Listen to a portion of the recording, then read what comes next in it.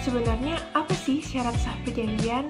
Nah, menurut pasal 1320 KUH Perdata, untuk sahnya persetujuan-persetujuan diperlukan 4 syarat, yakni sepakat mereka yang mengikatkan diri, kecakapan untuk membuat suatu perikatan, suatu hal tertentu, dan suatu sebab yang halal. Kalau dirincikan, syarat sah perjanjian terdiri dari syarat subjektif dan syarat objektif. Syarat subjektif yaitu syarat yang bila tidak terpenuhi maka dapat dibatalkan di pengadilan. Terdiri dari kesepakatan dan kecakapan. Kemudian ada syarat objektif, yaitu syarat yang bila tidak terpenuhi maka batal demi hukum atau perjanjian dianggap tidak pernah ada. Terdiri dari suatu hal tertentu dan sebab yang halal. Penjelasan mengenai syarat sah secara lengkapnya sebagai berikut. Syarat sah yang pertama yaitu kesepakatan.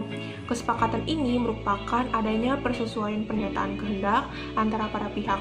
Jadi para pihak itu harus mempunyai kemauan yang bebas untuk mengikatkan diri dan kemauan itu harus dinyatakan. Bisa dengan mengatakan sepakat atau juga penandatanganan surat perjanjian. Tetapi ada 3 sebab kesepakatan itu bisa tidak terjadi. Bisa karena paksaan, kekhilafan, atau juga karena penipuan.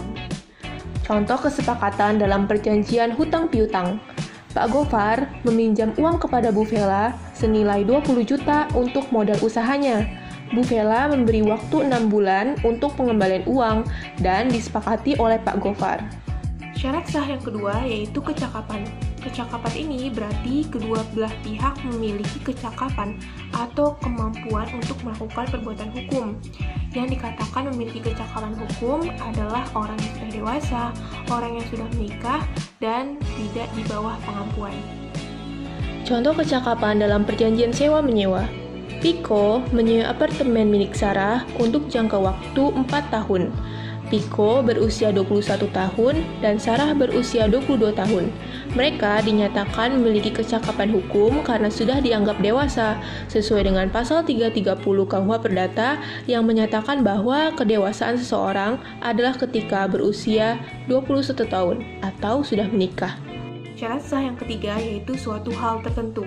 Yang dimaksud dengan hal tertentu adalah suatu perjanjian itu harus memiliki objek berupa suatu hal atau barang yang cukup jelas atau yang sekurang-kurangnya dapat ditentukan. Contoh suatu hal tertentu dalam perjanjian jual beli. Ali membeli sebuah kamera analog di toko kamera milik Pak Permadi. Kamera analog tersebut adalah wujud dari objek perjanjian jual beli. Syarat sah perjanjian yang terakhir yaitu sebab yang halal. Maksudnya yaitu isi dari perjanjian tidak boleh melanggar ketentuan undang-undang, ketertiban umum, dan juga kesusilaan. Contoh sebab yang halal dalam perjanjian jual beli.